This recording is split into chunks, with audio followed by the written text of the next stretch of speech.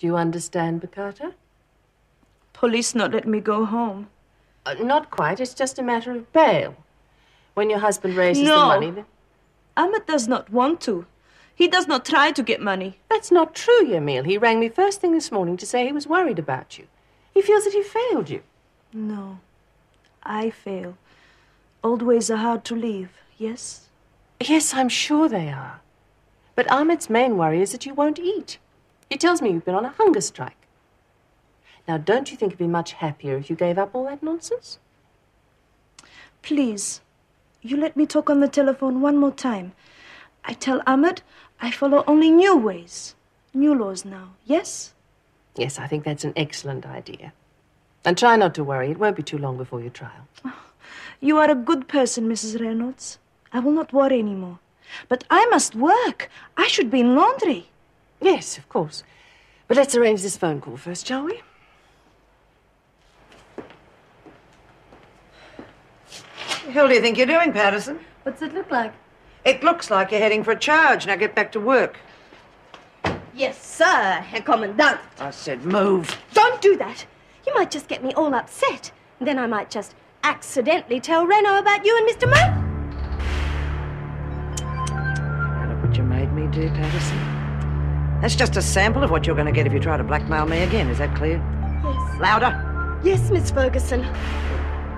Because we wouldn't want you to finish up like some of Mr. Murphy's friends at Woodridge, would we? You see, Patterson, they're dead. Understand?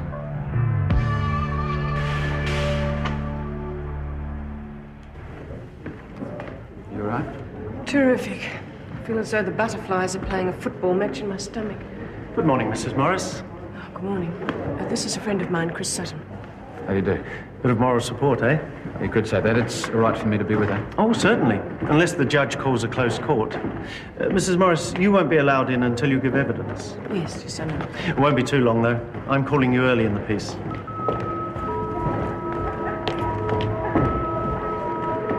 Morning, Harry. See you in there. Are you all right, Mrs. Morris? Yes, I just didn't expect him to look so different. So respectable. Oh, his solicitor would have seen to that. It makes a good impression on the jury. Now, don't let it worry you. Come on.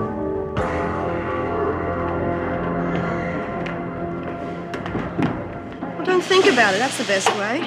You know he cares about you after he went to all that trouble. Yes, it's true. I think when we get back together, things will be better. Of course they will, yeah. Sure. You can go for nice romantic camel rides with the rest of the wall. Oh, why don't you shut up, Lou? Why don't you make me, fat stuff? Well, it's nice to see you're all kept so busy. Samantha, you've got a visitor. My mother.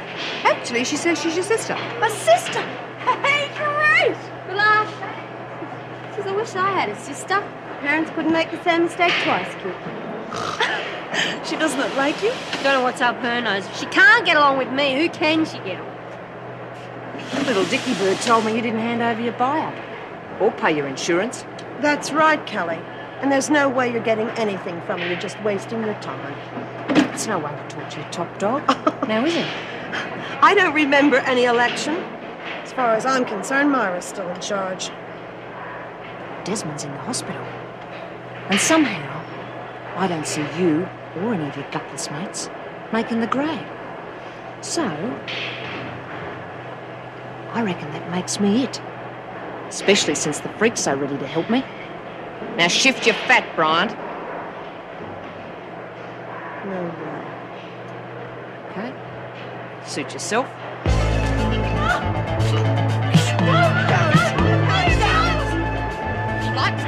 Don't you, Bryant? Yours must be jigging around like a puppet, and I'm pulling the strings. Now who's top dog? Don't or you'll kill her! Who's top dog, Bunny Brain? You won't! You'll let it go!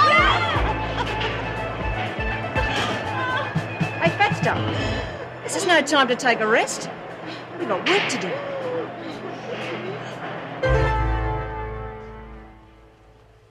Thanks. Pleasure. You know, this is really dumb. I've been practicing what I was going to say to you for days. Now I can't think of a thing. No, me neither. You really don't look like I expected. No? Well, you do. I mean, sort of.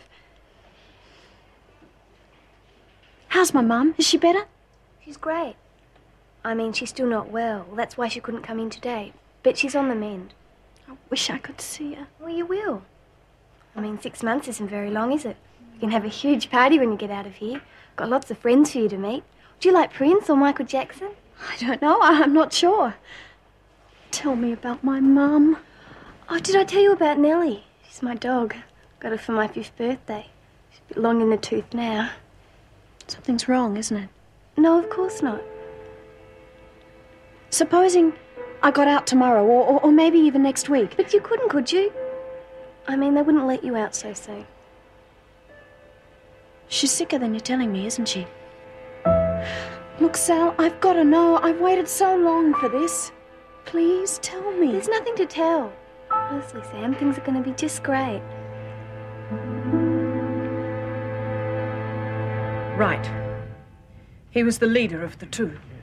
Let the record show the witness identified the defendant. Thank you, Mrs. Morris. No further questions, Your Honor. Mr. Morton, do you wish to cross-examine? Thank you, Your Honor. Just a few questions, Mrs. Morris. Yes, of course. Now, you say you showered, and then you called a friend. Yes. But you didn't call the police. Why was that? I just felt that I couldn't talk to anyone about it.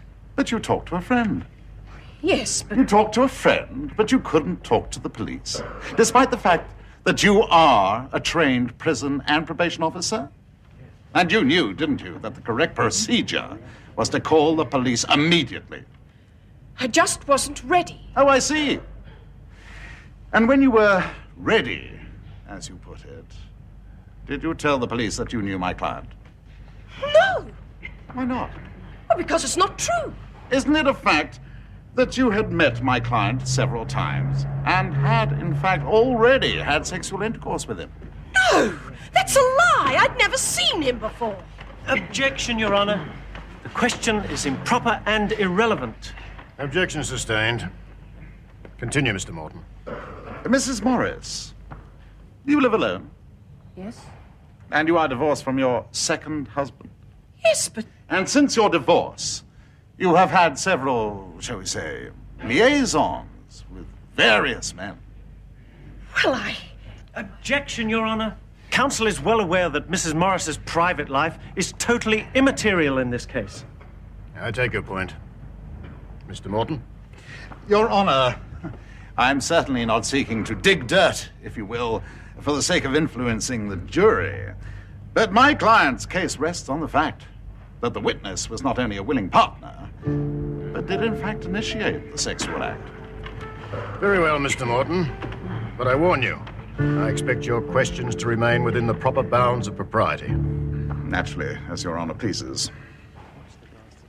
Mrs. Morris, prior to your relationship with my client, is it not a fact that you spent the night at your home with a Dr. Jonathan Edmonds, a man you hardly knew?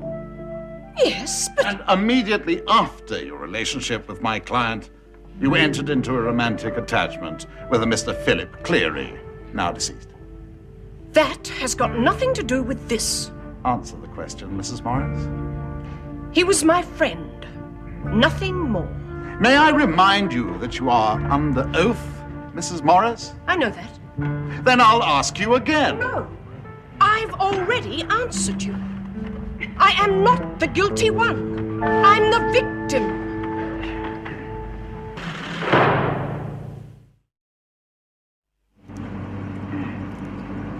Come on, Bobby, you'll have to do better than that. Says who? You're not the boss, you know. I am when Ralph's out. Yeah, well, you just better hope he gets that new contract. There's not enough work around here for the three of us. Oh, yeah? I was the best apprentice he's ever had. Till I came along. Oh, come on, give it to me. I'll show you how Well, it's I done. can do it. Okay. Pete, give us a Look, back. get out of that. Ow! Oh. Jeez, I'm sorry, Bobby. It's all right. It's just a scratch. Yeah, well, give us a look anyway. Better get something on there. It'll be all right.